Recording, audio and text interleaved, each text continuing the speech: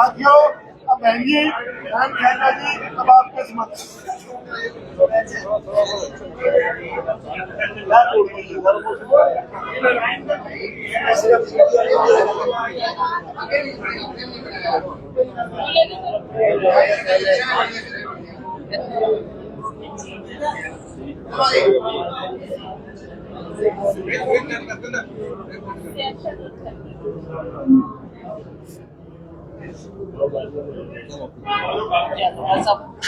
थोड़ी शांति। साथियों, देश में लोकसभा का चुनाव का बिगुल बज चुका है। आज देश के हालात पर अगर रोशनी डालें हम, और मीडिया बंधुओं को मैं खास तौर से, क्योंकि आज प्रेस कॉन्फ्रेंस में बैठे, जो मीडिया भी देख रहा है देश भर में, लोकतंत्र खतरे में है। लोकतंत्र में जो संस्थाएं होती हैं, स्वतंत्र संस्थाएं होती हैं, आज उनको कंट्रोल किया जा रहा है। मीडिया, जो कि देश का, समाज का, स्थिति का, जो भी देश की परिस्थिति है उसका पहरेदार होता है, आज मीडिया को कंट्रोल किया जा रहा है। बड़े बड़े घरानों के हाथों में मीडिया दिया गया है। तो मीडिया की स्वतंत्रता बड़ी मुश्किल में आ जाती है। जुडिशरी पर बार बार दबाव दिया जाता है, लेकिन जुडिशरी एक ऐसे संस्था है जिस पर लोगों का अभी भी विश्वास चल रहा है, और उसकी मिसाल आपने देखी इलेक्टोरल बॉन्ड्स वाला मामला जब सामने आया।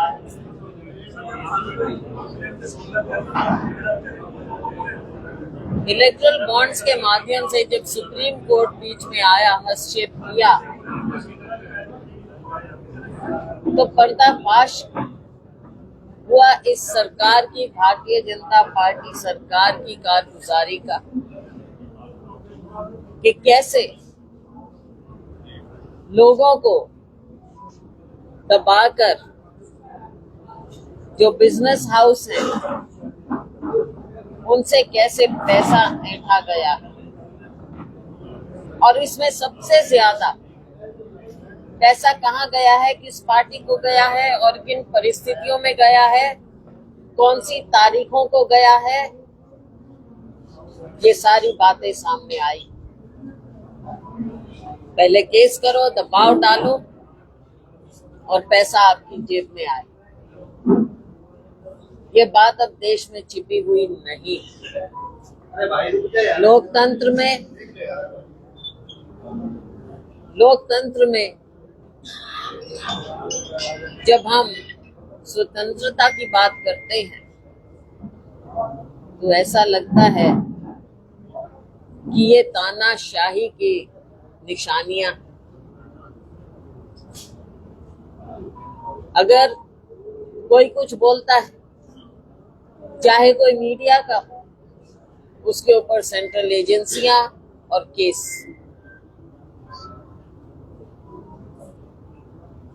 राजनीतिक प्रतिद्वंद्वी होते हैं। लोकतंत्र में हर एक की अपनी जगह होती है, विपक्ष की एक खास जगह होती है, लेकिन आप राजनीतिक रूप से अपने इन सेंट्रल एजेंसियों का दुरुपयोग करते हैं, और बातें वो भी सामने साफ नजर आ जाती हैं। क्या कारण है कि एक और अगर दूसरी पार्टी में हो, विपक्ष में कोई हो, उसके खिलाफ सख्त कार्रवाई, और जिस दिन वो भारतीय जनता पार्टी में चले जाएं, एकदम साफ सुथरे हो जाते हैं, गंगा स्नान हो जाता है उनका, सब कुछ धुल जाता है, सारे केस खत्म हो जाते हैं। ये भी आपने बार बार देखा। आज के दिन मुद्दे बहुत हैं। कहाँ गए 15 लाख लोगों की जेब में? कहाँ गए सालाना 2 करोड़ रोजगार? महंगाई पर नियंत्रण कहाँ गया? लोगों को आप लॉलीपॉप पकड़ाकर, प्रोपेगेंडा करके लोगों को आप ये दिखाना चाहते हैं कि देश में सब कुछ ठीक है, ऑल इज वेल। कैसे हो सकता है? अभी रिपोर्ट हमने तो मीडिया के माध्यम से देखा कि 40% संपत्ति देश की 1% लोगों के हाथ में, यानी आधा आधा हिस्सा देश की संपत्ति का आपने 1% लोगों के नाम कर दिया। ये कैसी नीति है सरकार की? सरकार की नीतियों के कारण हुआ है। 10 साल से जो लोगों की आंख में धूल झोंकी है, ये उसके कारण हुआ है। आप सोचते हैं कि चुनाव आए, ध्यान बांटे, कभी मंदिर की बात करें, कभी कुछ और बात करें, केवल विपक्ष को कोसें और लोग वोट देते।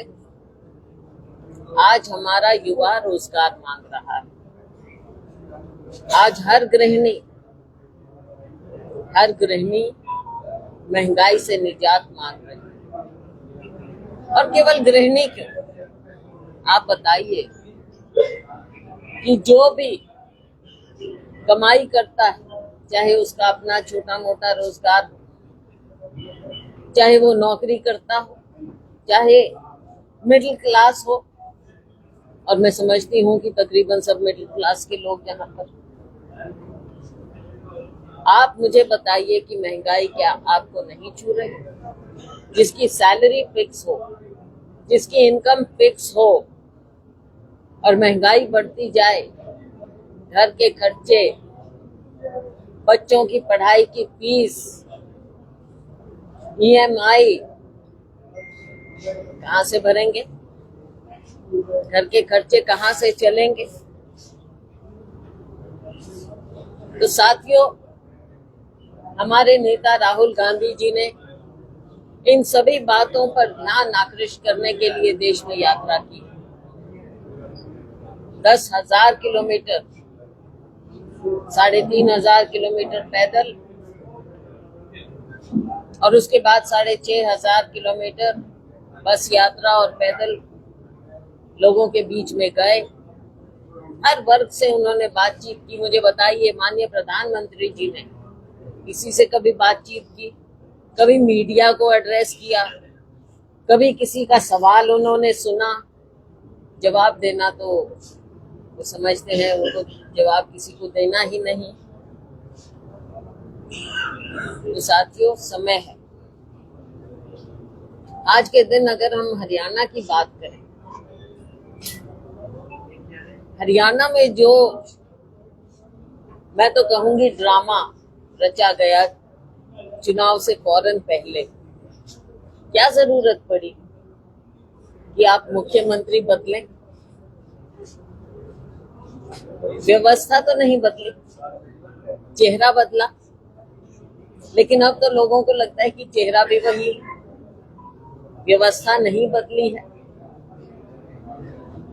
क्या हासिल किया है? हासिल कुछ नहीं किया, लेकिन लोगों में असलियत सामने आ गई है। भारतीय जनता पार्टी की कमजोरी सामने आ गई है। कमजोरी जरूर लोगों को नजर आने लगी है कि क्या कारण है। पांव हिल गए थे, नींव हिल गई थी, जमीन पांव के नीचे से निकल रही थी। तो चलो लोगों के सामने एक दिखा दें कि हम बदल रहे, बदलाव ला रहे। क्या बदलाव आया? कोई बदलाव नहीं आया। आपस में अलायंस तोड़ने की बात हुई, वो भी एक दिखावा है। वो आपने देख लिया। ये लोग पहले से चर्चा में ये बात की, आम जनमानस में ये चर्चा का विषय था कि चुनाव आएगा और इनका अलायंस टूटेगा। ये दिखावा भी करना है और वो सामने हो गया। ये भी दिखावा हुआ है। तो जो इतने साल भ्रष्टाचार चला उसका जवाब कौन देगा? क्या मुख्यमंत्री का चेहरा बदलने से ये सारी बातों के सवालों के जवाब नहीं मांगेगी जनता?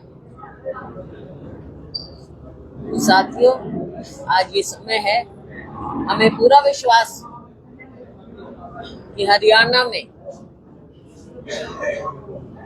में हम 10 की 10 सीटों पर कांग्रेस पार्टी अपना दावा ठोकेगी। मजबूती से हम दावा ठोकेंगे। मैं जानती हूँ आप सवाल पूछेंगे, तो कुछ बातें हैं तो वो मैं आपके सवालों के लिए छोड़ देती हूँ, उनके जवाब मैं फिर दूंगी। अभी भी बोल सकती हूँ, लेकिन आप लोग पूछेंगे तो मैं जवाब दूंगी आपकी बात। आपका दावा कहाँ से है? आपका दावा कहाँ से है? नहीं, बिल्कुल प्रभाव नहीं पड़ेगा, क्योंकि सबको लगता है कि ये केवल दिखावा किया गया है। अब अलायंस टूटना, चेहरा बदलना कुछ नहीं आया है, उसका नतीजा भी नहीं दिखेगा, क्योंकि आपने जिस तरह से किया व्यवस्था वही है। तो क्या फर्क पड़ेगा इस चीज का? जो आप 10 साल में लोगों के सामने आपने बात रखी है, अब कैसे चेहरा बदल के वो फर्क पड़ सकता है? सीएम आपने कहाँ से बनाया? सीएम जहाँ भी जाते हैं, सीएम से पहले नेक्स्ट सीएम का नाम इनॉग्रेशन पर आता है। यही बात है, केवल चेहरा बदलने से ना व्यवस्था ना फितरत कुछ नहीं बदला है। ये केवल दिखावा है। सारा सिस्टम वही है, सिस्टम वही चलेगा। 4-6 महीने में नए मुख्यमंत्री का लोगों के नाम भी नहीं, दफ्तरों में तस्वीर भी नहीं बदली जाएंगी, तो लोगों को क्या मालूम पड़ेगा? इसलिए किया। इसका मतलब ये कि कहीं ना कहीं भारतीय जनता पार्टी को ये लगा कि उनका मुख्यमंत्री चेहरा जो था वो फेल हो गया, इसलिए शायद इनको बदलना पड़ा। आपका दावा कहाँ से? आपका दावा कहाँ से चुनाव लड़ेंगे आप? मैंने कोई दावा नहीं किया। नंबर 1 आपकी दिल्ली क्या है? नंबर 1 कोई दावा नहीं किया है मैंने। आप जानते हैं, इंद्र जी बैठे, सबसे पहले मेरा, जब मैं यहाँ पे आई थी 88 में, सबसे पहला इंटरव्यू आपने यहाँ पे, तो आप सब जानते हैं मुझे। मेरा दावा नहीं, पार्टी मेरे लिए सर्वोपरि है। हाई कमांड मुझे जब जो आदेश करे, चुनाव लड़ना है तो चुनाव लड़ो, नहीं लड़ना है तो नहीं लड़ो। कहाँ से लड़ना है हाईकमांड फैसला करे। वो अपने सर्वे कराते हैं, वो अपना फीडबैक लेते हैं। तो जो मुझे आदेश होगा हाईकमांड का वो मैं मानूंगी।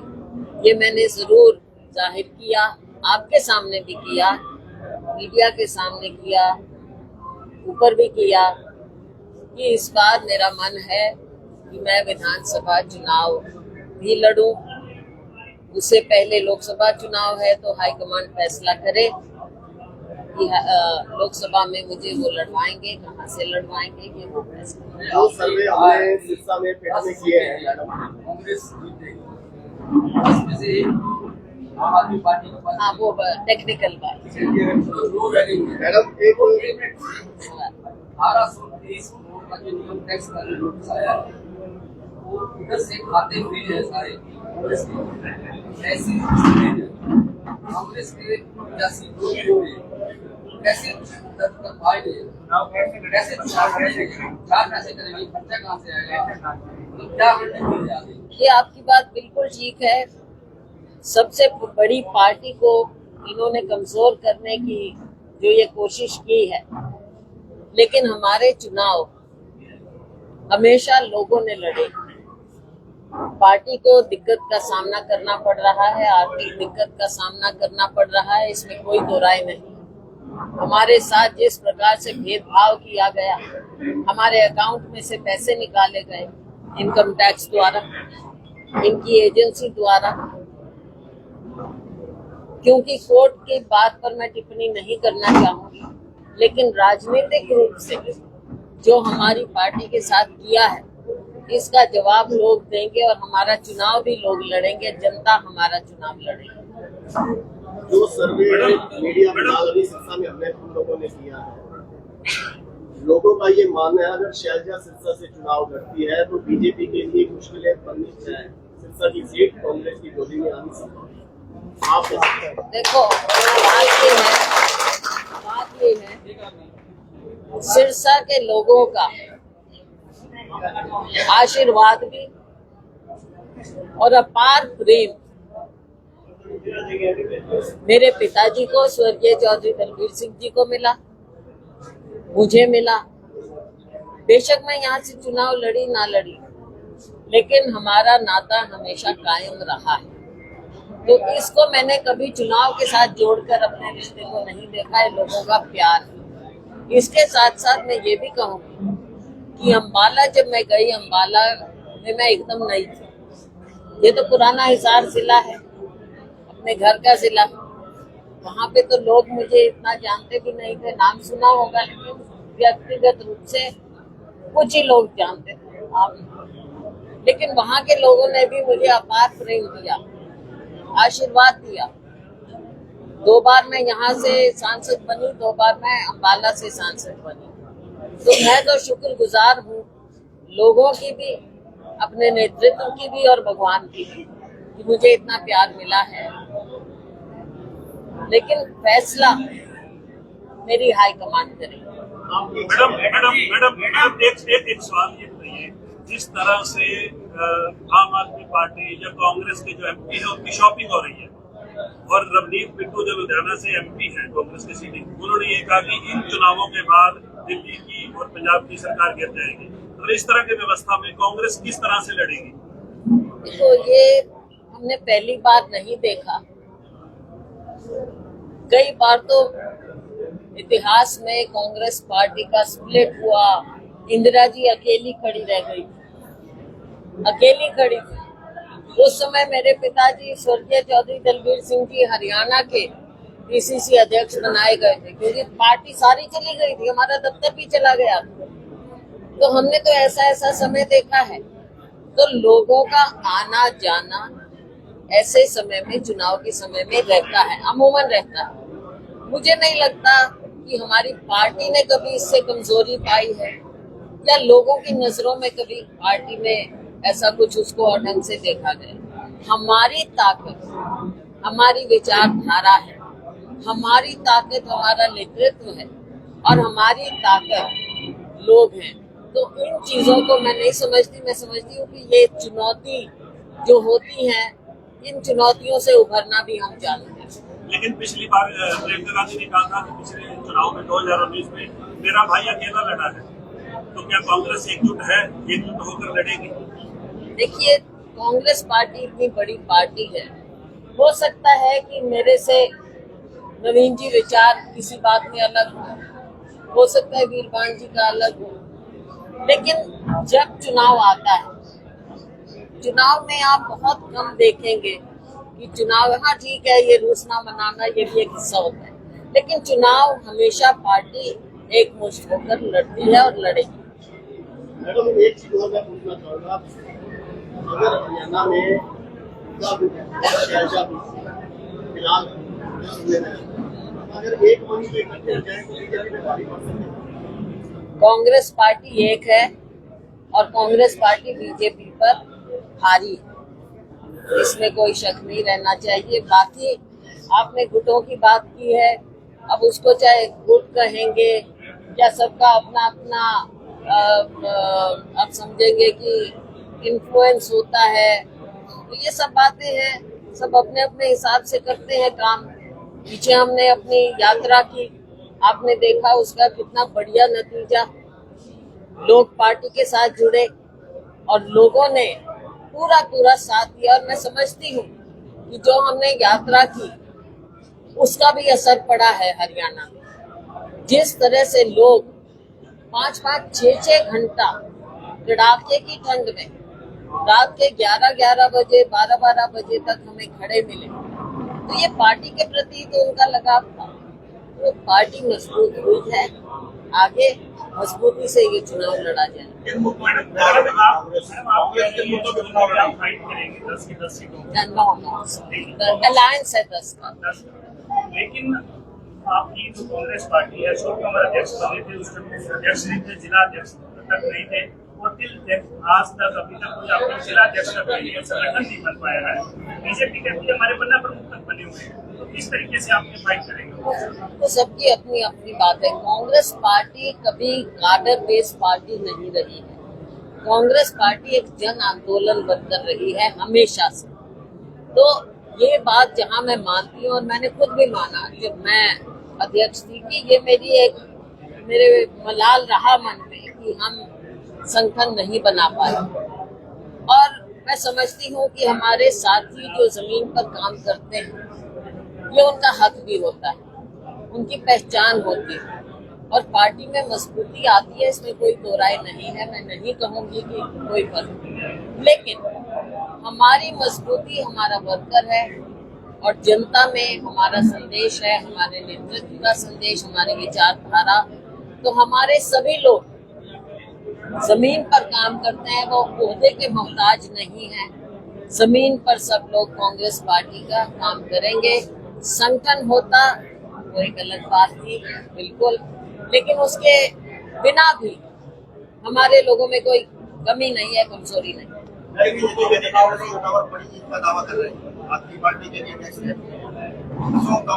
देखो, चुनाव में जो भी चुनाव में उतरता है वो जीतने के लिए ही उतरता है, मैं ये समझती हूँ।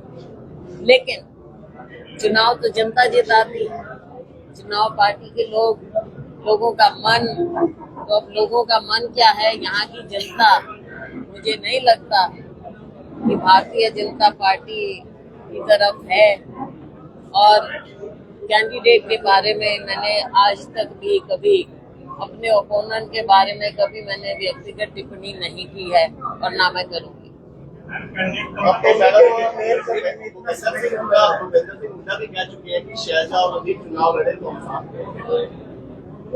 कोई भी लड़ेगा, सब साथ है, हम भी साथ हैं।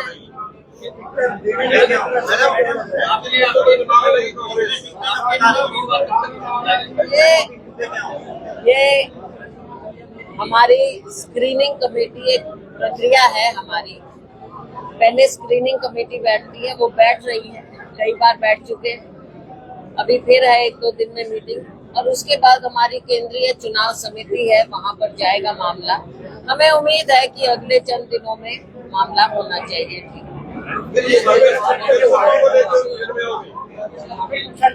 मैडम आप जैसे बार-बार हाईकमान का नाम ले रहे हो, हाईकमान अगर कहेंगे आप गांधी परिवार में आपके अच्छे संबंध है, तो आपकी दिल्ली इच्छा क्या है? आपका जैसे आपने कहा विधानसभा लड़ने की, अगर लोकसभा में आपकी दिल्ली इच्छा क्या है? देखो, अगर लोकसभा का आदेश होगा तो लोकसभा, मेरा तो दिल पार्टी में है, जो कहेंगे करेंगे।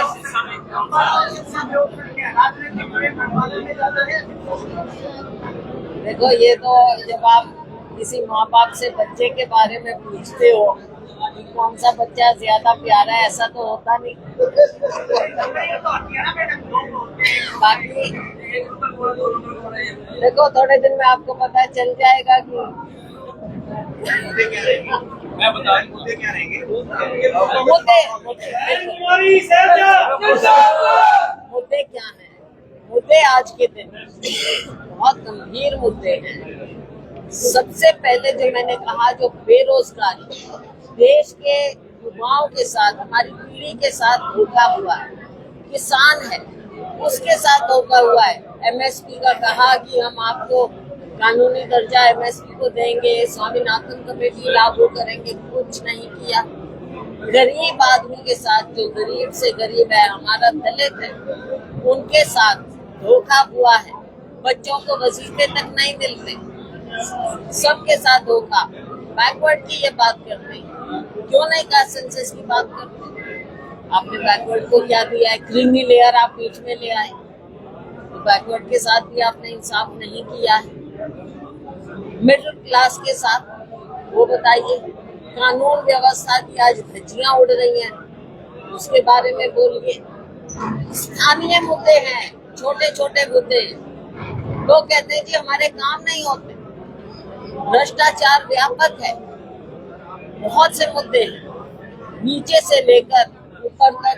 अभी आपने सबसे बड़ा घोटाला देखा इलेक्ट्रल बॉन्ड्स का। मुझे नहीं लगता कि किसी लोकतंत्र में इतना बड़ा स्कैम इलेक्ट्रल बॉन्ड्स जैसा हुआ होगा किसी देश में, किसी लोकतंत्र में। मुद्दे बहुत हैं, महंगाई मैंने कहा, बातें हैं मुद्दों को जो लोगों को छूती है, उनकी जिंदगी को तबाह कर रही है। ये सब मुद्दे हम लेकर लोगों के बीच में जाएं। आखिरी सवाल है, सिरसा के जो कार्यकर्ता है वो आपकी बात सुनने के लिए यहाँ बैठे हैं, या आप आज आए हो यहाँ पे चाहोगे कि सिरसा से चुनाव लड़ेंगे? मैं कौन हूँ अनाउंस करने वाली? और जैसा मैंने कहा, लोगों का प्यार बहुत